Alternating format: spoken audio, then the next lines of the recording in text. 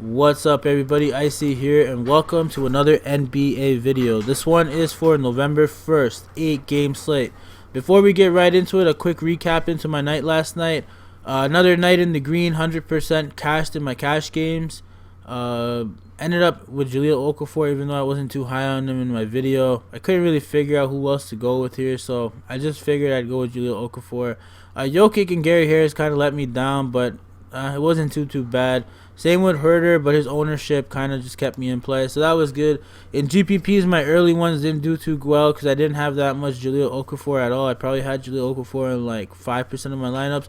In my late night, it was the opposite. I had 45% Jahlil Okafor, and I was really profitable in the night ones. Overall, I pretty much broke even. I probably made like $3 or $4 in my GPP, but the cash games were really good for me. I cashed in all 10 of them, so that was good.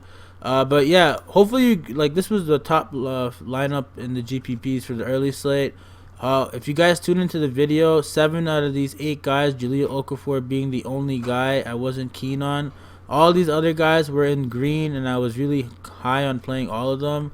Jimmy Butler I was on the fence with, but again, it was a 3-game slate, and he was definitely in consideration for me. So hopefully some of you guys tuned in and picked up on that and made some money. I hope you guys did. Let me know if you did. But yeah, you guys aren't really here for that. You guys are here for the take. So let's get right into that. But before I do, I just want to say, if you guys are new here and you like anything I have to say, and if you don't mind and have the time, it takes a couple of seconds, please subscribe. I'd really appreciate it. It goes a long way to help me grow the channel. It really supports me and keeps me motivated, and I do this all for free. I'm not charging anybody any money. I'm not a YouTube partner or anything. I literally just do this for free because I enjoy it, and I hope to help people make money and really understand DFS and just understand how some of these players are. I spend too much time researching on NBA. I just want to do something with it other than just make lineups by myself. So yeah, without any further ados, let's get into today's slate. The first game we got here on this 8-gamer is Cleveland Cavaliers facing off against the Indiana Pacers. Right off the bat, injury news that we have to consider on the Cleveland Cavaliers side is Matthew Dellavedova, who was averaging 18 minutes per game. His absence really just gives a slight usage bump and minutes bump to Jordan Clarkson and Kevin Porter off the bench. I'm not really too keen on much of these Cavalier players, to be honest. Tristan Thompson and Kevin Love are the two guys that really stick out to me for obvious reason. Tristan Thompson is the more favorable out of the two for me because of his price. Kevin Love's kind of getting up there with the 9,300. There's other guys on this 8-game slate I'd rather get to. However, Tristan Thompson at 6,800 is someone that is reasonable for me and someone that I would probably end up getting a lot to tomorrow. For obvious reason, he's just been playing really well, as has Kevin Love, but Kevin Love's price is really the deterrent for me. Tristan Thompson has been playing really well, and up against a little bit of a depleted Indiana Pacers, they're going to have a little bit of an easier time in stretches of the game to really be productive. So Tristan Thompson is someone I'm really looking forward to playing tomorrow. Aside from that, Kevin Love I will be considering, but I don't think I get to too much Kevin Love tomorrow. Other guys that I will consider in this game are Jordan Clarkson and Larry Nance. Both of these guys coming off the bench will be in a better position here to be more productive. They're going to be playing against some of the lesser known players that aren't really that experienced and aren't really known for their defense. So they're going to have a little bit of an easier time on the offensive and defensive end, which will lead to more production. But that's pretty much it for the Cleveland Cavaliers side. Not too keen on much. On the Indiana Pacers, Miles Turner's out and Edmund Sumner's out, so that pretty much means that either Goga Bitadze, Justin Holiday, or Doug McDermott are going to have to slide into the starting lineup. We're going to have to really follow the news here to figure out who it is, but if I had to take a gander, I would say it'd be Doug McDermott, and Sabonis would slide to the 5. My favorite player on the Pacers is Malcolm Brogdon. His price is getting up there, but he's just a very efficient player. And between him and Lamb, those guys are going to be the main guys getting it done. Sabonis is also going to be a main guy getting it done. But honestly, in this matchup tomorrow, I think Malcolm Brogdon and Jeremy Lamb are going to be the guys getting it done, just because they're going to have an easier matchup going against Garland and Sexton. Whereas Sabonis is really going to not have much help from Doug McDermott going up against Kevin Love and Tristan Thompson and Larry Nance at times, right? So I think Sabonis has a little bit of a tougher time. But Sabonis has a tremendous amount of upside. He has a humongous ceiling. And he's someone that I'm also going to be considering for sure. But it is an 8-game slate. And there's other guys at the center position, power forward position that I could go to and I will be going to over Sabonis. But Malcolm Brogdon is definitely one of the guys I really like tomorrow from the Indiana Pacers.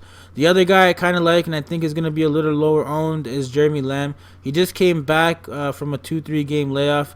And he averages 30 minutes per game so far, and he does have a good amount of usage, second most on the team.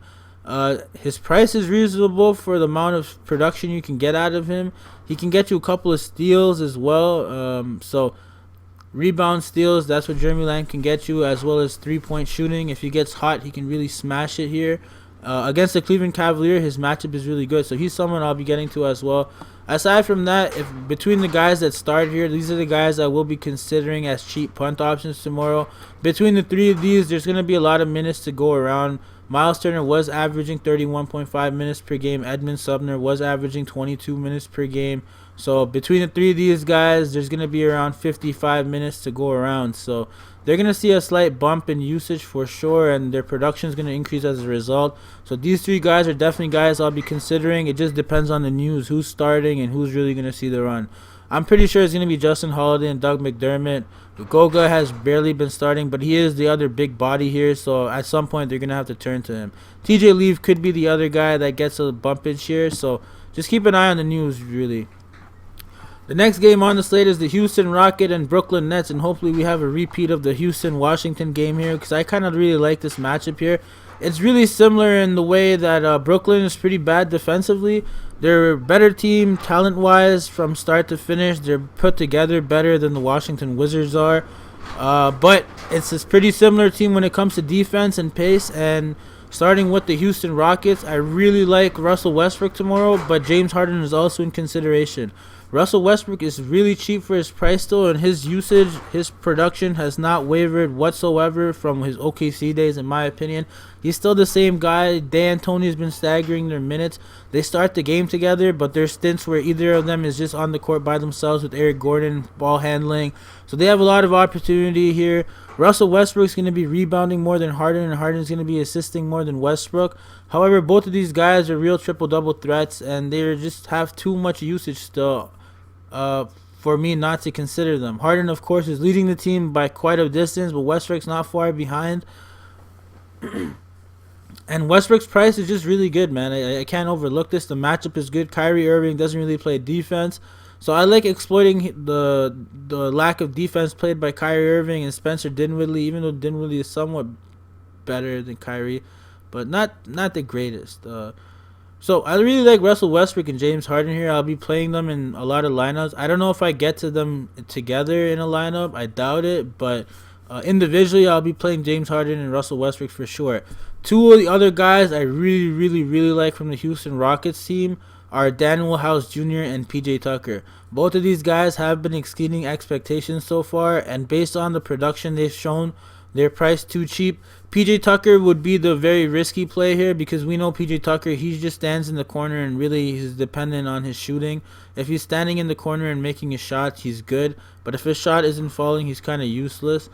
Daniel House on the other hand has really been the energizer bunny in this starting lineup. He's just all over the court, man, and he's really earned the respect of his peers, and they've been going to him, and he's been performing well. At this price point of 4K, his 30 minutes I really like in this matchup.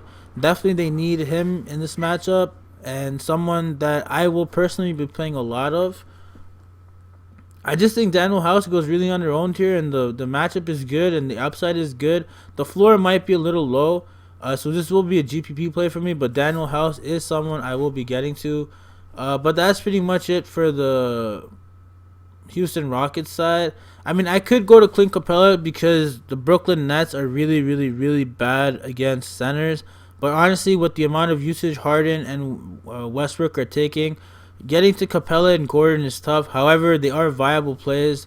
Both are relatively fairly priced. So I could see myself getting to some Capella and some Gordon in lineups. Just not a lot because there are other guys I'd get to. But that's pretty much it for the Rockets.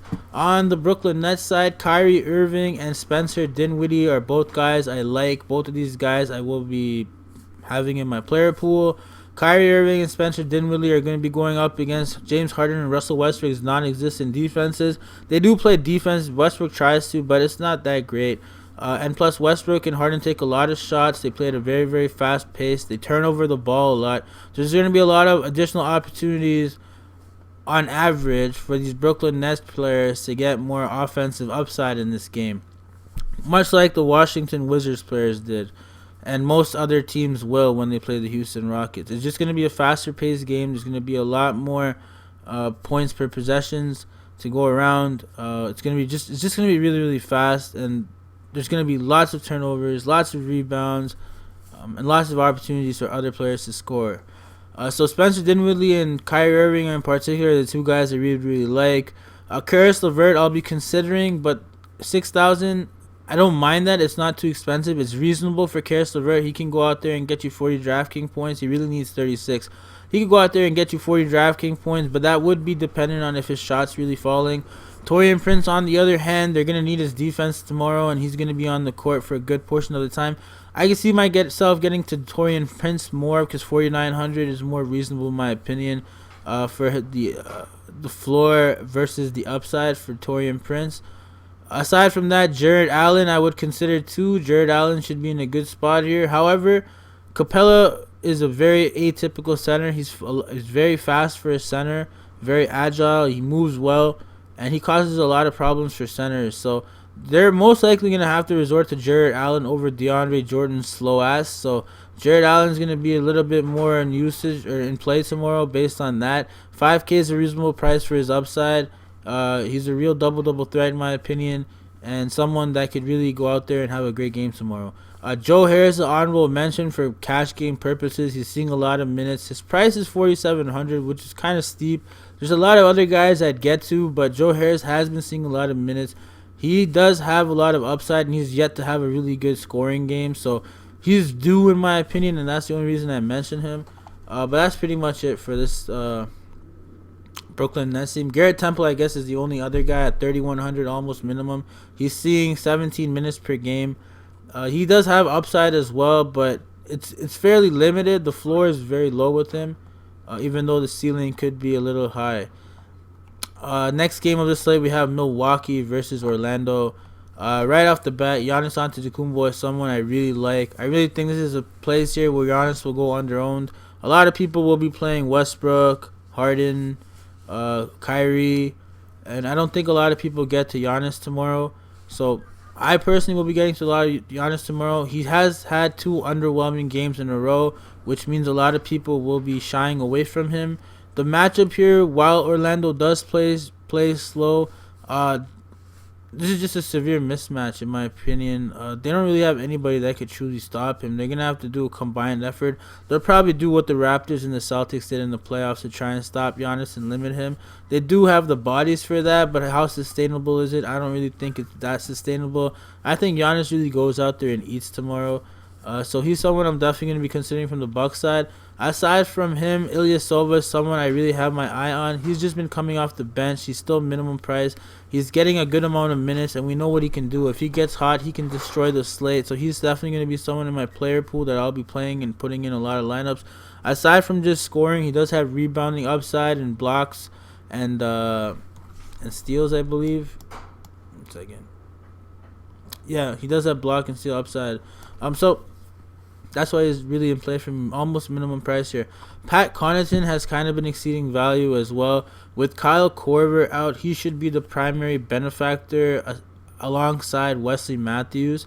So Pat Connaughton will be in play just because Kyle Korver is out. 3,200 is pretty cheap. He was already averaging 18 minutes per game, so I could see that bumped up to around 24 minutes maybe because Kyle Korver has been seeing around 17 minutes. So I don't think 24 minutes for Pat Connaughton is outside the realm of possibility, but this could also mean an increase in minutes for Ersan Ilyasova. So both those guys are the other guys I like. George Hill is another guy that's in play. He's been very, very productive, but it is something that's outside of the norm. This is not typical George Hill. The price is very cheap for the amount of minutes he's playing, and I thought his production would have gone down with Bledsoe returning, but it hasn't. He's still one of the first guys coming off the bench, and I think that continues. He's also someone I'd be considering, and he's probably one of the better point guard punts tomorrow. So he's another guy I'll be considering. But that's pretty much it for the Bucks. On the Orlando Magic side, Evan Fournier is someone I really like. He's been very consistent so far. He's seeing a good amount of minutes. His shot has really been with him to start the season, and he's someone that really starts the season off well every single year. His 5,100 price point is a little cheap in my opinion for him. He's seeing a lot of usage when he's on the court. He's actually seeing the most usage when he's on the court. DJ Augustine is really not that great of a playmaker in my opinion. He's a decent defender, but playmaking is not really his forte. As you can see, Evan Fournier is leading the team in assist percentage. So Evan Fournier is someone I'm definitely looking to. He has a lot of upside with his shooting. If he gets hot, he can definitely smash it. But he's also playmaking to a high degree, and he's seeing the most usage on the team. 5,100, he's the really nicely priced in my opinion, and he doesn't see too much ownership, so someone I'm definitely going to be considering. Aside from that, Jonathan Isaac's another guy I'm looking at. He has tremendous upside. This guy can fill up the stat sheet, so he's going to be seeing a lot of minutes and just getting better and better as the season progresses, so he's someone I'm considering. Vucevic is always in play, but 9K on an 8-game slate, I see myself getting to other people more than Vucevic. I mean, I'd rather play Kevin Love than go play Vucevic against Giannis and friends. So, and same with Eric Gordon. I don't really want to play Eric Gordon tomorrow. He could definitely get there at a $5,800 price, but it's Aaron Gordon. He's hit or miss, and it's a little too risky for my liking tomorrow. Markelle Fultz and Al-Farouq Aminu, young Al-Farouq Aminu are the two other guys I'm really going to be considering from this Orlando team. Mo Bamba is out, so Al-Farouq's really going to have to pick up some of these minutes here. Mo Bamba wasn't really playing that many minutes, but he was playing 14, so I see a little bit of an increase in minutes for Al-Farouq, because Vucevic doesn't really play too many minutes too often. So Al-Farouq's definitely in play. 3,800 is really cheap for the ceiling and upside he has.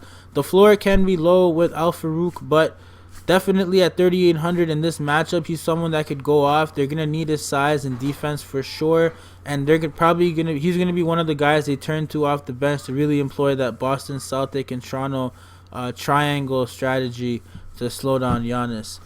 So that's pretty much it for the Orlando side. Next game we got here is the New York Knicks versus the Boston Celtics. I don't know. The Knicks have been pissing me off, man. Their coach is terrible. He's one of the worst coaches in the league. I don't know what the hell this guy, what he draws up, what he comes up with, what the hell he's trying to do. But honestly, I'm not really too keen on anybody except for Julius Randle, whose price has dropped 500 DraftKings dollars. He's still one of the best players on this team. He is seeing the most usage on the team. Very close with RJ Barrett, but Julius Randle is someone I'm going to be going to. I don't mind getting to Julius Randle tomorrow. The other guy I don't really mind getting to is RJ Barrett. He is priced relatively fair for his usage and minutes he's getting, but the matchup tomorrow is not the greatest. However, he's shown that he can get it done in more than one way, not just from scoring. He can get it done more than one way. He's going to be involved in the offense a lot, and honestly, I don't mind going with RJ Barrett tomorrow, considering he's just coming freshly off of burning 30% of the people that picked him. So RJ Barrett's going to be pretty low owned tomorrow, considering he burned people, the matchup, and the price. So I could see myself getting the RJ Barrett just to go against the field here, but yeah, I don't reckon I get to too much RJ Barrett, but I will consider him, and he will be in my pool, and I'll probably get like 5 to 10% RJ Barrett tomorrow. The other two guys to look at is Mitchell Robinson and Bobby Portis. Both of these guys are basically fighting for, between Julius Randle, Mitchell Robinson, and Bobby Portis, they're basically fighting for that one position. And Kevin Knox, I guess you could throw into the mix there, and Taj Gibson, I guess. But Taj Gibson is really irrelevant, and Kevin Knox is the guy that's kind of, getting minutes now. But Mitchell Robinson and Bobby Portis, both these guys, slightly in consideration. They've been playing really well and performing really well. Bobby Portis, I would go with Bobby Portis over Mitchell Robinson, but I could easily see Mitchell Robinson being better than even Julius Randle. Mitchell Robinson shown tremendous upside throughout last season. He's yet to really flash that upside, but he showed glimpses of it last game. So it could be around the corner here, and I wouldn't mind going to Mitchell Robinson. But Bobby Portis would be the safer bet. Bobby Portis getting more minutes. Bobby Portis is the more experienced guy, and he's just super competitive. He's just going to go out there and try to win. He doesn't care if it's the Celtics or whoever it is. He's just going to go out there and try to win. Kevin Knox, honorable mention, 23 minutes per game, seeing around 20% usage when he's on the floor. The price, 3,600, is really damn cheap for him. Yeah, the matchup is tough, but hey, Jaylen Brown might not play. Marcus Smart is going to be a little bit of a tougher matchup, but that means Kevin Knox might not even see him because Kevin Knox is probably going to be coming off the bench to begin with. So I like Kevin Knox here. I don't mind him. I'm going to consider him as a cheap small forward punt option as well. 3,600 is not a bad price. On the Boston Celtics, I'm not really too keen on anybody on the Boston Celtics. Jason Tatum is the guy I'll look at, particularly if Jaylen Brown is out. I would definitely be looking at a lot of Jason Tatum in my lineups tomorrow. If Jaylen Brown's out, I don't mind getting to Jaylen Brown. I'd probably get to Jaylen Brown over Jason Tatum. But if Jaylen Brown is out, then I also like Gordon Hayward. Gordon Hayward, 6,100, can also get it done. He's seeing a good amount of minutes this season compared to last. He really has the opportunity to go back to the old Gordon Hayward. It's just a matter of time, in my opinion. He's shown flashes of it, and it's just a matter of time. But Jason Tatum would be my guy here that I would be safe to play. Marcus Smart, I wouldn't mind either if Jaylen Brown's out. Of course, Marcus Smart's going to see around 34 plus minutes if Jaylen Brown's out. He can be very productive. Kemba Walker, I wouldn't mention here to consider, but there's a lot of other guys here I'd rather go than Kemba Walker. But he is someone that could get 50 DraftKings points, so he's someone to consider. They're going to be playing at home, and as the DFS Jerusalem used to say, Kemba has the hose at home. So, if you guys don't know, DFS Jerusalem was the big homie. But yeah, that's neither here nor there. Robert Williams, 4K. Not really too interested in Robert Williams, man. He's not starting. I only really consider Robert Williams if Daniel Theis is out. But even then, I'd rather get to like Grant Williams a little bit more. Just like the upside more with Grant Williams. But Robert Williams, by any stretch of the imagination, could get it done if Daniel Theis is out. But I don't see myself getting to too much Robert Williams, or even Grant Williams for that matter. But I will consider them for sure. Alright, next game we got here is the Detroit Pistons versus the Chicago Bulls. And injury news to look at here is Reggie Jackson is going to be questionable or out. Meaning we're going to see a relatively similar lineup to what we saw in the past. My favorite play here is Andre Drummond. I think Andre Drummond goes really low owned tomorrow. He is priced a little high now, but with Harden, Westbrook, Giannis, Kyrie on the slate, I think Giannis goes under owned. And he's going to be Andre Drummond goes under owned. And he's going to be in a position here to smash the Chicago Bulls. The Cavaliers, Tristan Thompson, and Kevin Love just absolutely smashed the Chicago Bulls on the boards. I think Drummond does the same thing here. I don't see why not. So he's someone I'm definitely going to be playing tomorrow and play. He's had mediocre games, so his ownership's also going to be low based on that.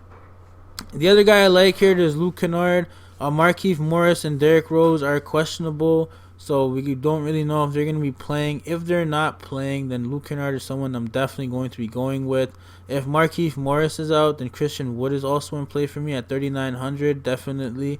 In 15 minutes on the court, he's going to be seeing around 21% usage, so that's not bad, and you should see even more with Markieff Morris out of the equation. So he's someone I'm definitely going to be looking at too. But Luke Kennard, Andre Drummond are the two main guys, and Langston Galloway I'll be looking at if Derrick Rose is out. But that's pretty much it for the Detroit Pistons side. Not too excited about many of these guys aside from Andre Drummond and Luke Kennard. On the Chicago Bulls, Wendell Carter and Otto Porter Jr. are both questionable. We got to keep an eye on the news for them. But if Otto Porter plays, man, Otto Porter is flipping cheap. 4,300 for Otto Porter. He has a lot of upside. He has a huge ceiling, so 4,300 is very cheap. He's not getting that much usage for the amount of minutes he's playing, but honestly, it could change in a heartbeat, and this matchup dictates someone like an Otto Porter really showing up. If Wendell Carter is out, then I like Luke Kornet a lot. I'll definitely be playing Luke Kornet. He's been averaging 13.4 minutes on the season, averaging 9.95 DraftKings points at almost minimum price. However, I could see that increasing. And if Otto Porter is out, then I could see Satoransky sliding to the 3 and Chris Dunn sliding to the point guard position. Or I could even see Thaddeus Young integrating himself somewhere in that. But honestly, Zach LaVine would be a really good play for me at 7,300. That's a very fair price for Zach LaVine going up against a Detroit Piston who play at a relatively mediocre pace, not too slow, not too fast. Zach LaVine's play is really fast on the other hand, and he should have ample opportunity here to go off. So he's someone I'll definitely be considering tomorrow. And then Chris Dunn at 3,600. He should be seeing a little bit more minutes if Otto Porter is out. So he's definitely someone I'll be looking at too. I don't think I get to too much Chris Dunn, but I'll be considering him. And then the next game we got here are the Lakers versus the Mavericks.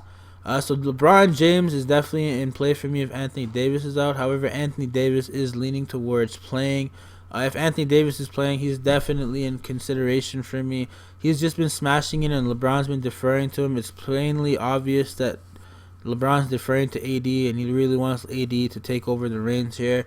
But yeah, if AD plays, definitely in play for me. Aside from that, Avery Bradley, Danny Green, KCP, all three of these guys are relatively similar type of players. They both have similar upside. I believe one of these guys are going to end up doing really good. Which one of them is it, though? I don't really know. If I had to take a guess, I would say Avery Bradley, but I could be wrong on that. The other guy that interests me on the Lakers is Quinn Cook. He's been playing 21 minutes per game. He's 3,300. He's definitely going to be seeing the court. He's up against a Dallas team that's decent defensively, but Quinn Cook should still have an ample opportunity to eat here. I don't mind going to Quinn Cook at 3,300. He'd be another point guard that I'd probably consider as a punt option at the position. That's pretty much it for the Lakers.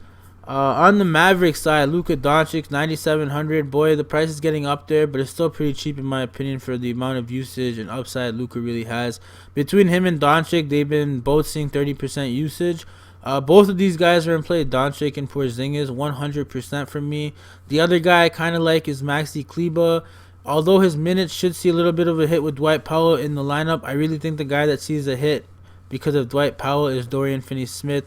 Maxi Kleber has just been phenomenal to start the season, and I expect that to continue. He's averaging 25 DraftKings points. He's 4K, 28 minutes per game, and he's seeing around 15% usage when he's on the floor. So he's someone that's definitely in play for me. Dorian Finney-Smith's minutes should be going down in my opinion the more Dwight Powell plays.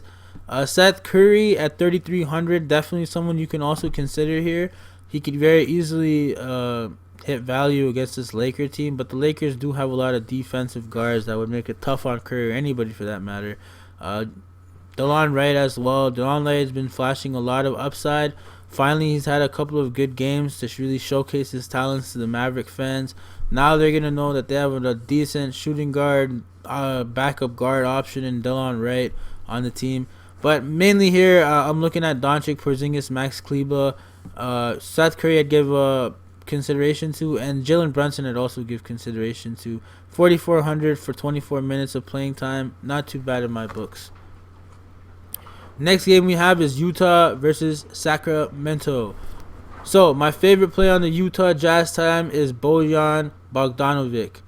This guy's finally found his form. He's been playing well the past few games now. 5,400 is too cheap for the amount of upside he carries. Definitely someone I'll be having in my player pool and considering tomorrow. Aside from him, Emmanuel Mudiay is someone I'm really high on. 3,500 for the amount of minutes and usage he has when he's on the court is amazing. He's going to be seeing the court a lot. So he's someone that I'm definitely going to be considering tomorrow. Another point guard punt option we have here, and he's probably one of the safest in my opinion. Both Mike Conley and Donovan Mitchell's prices are reasonable, but at the same time they kind of put me off because this is an 8-game slate and we have a lot more value. But both of these guys could do well. Mike Conley finally had a really good game. But I'd probably be going with Donovan Mitchell if I had to pick someone.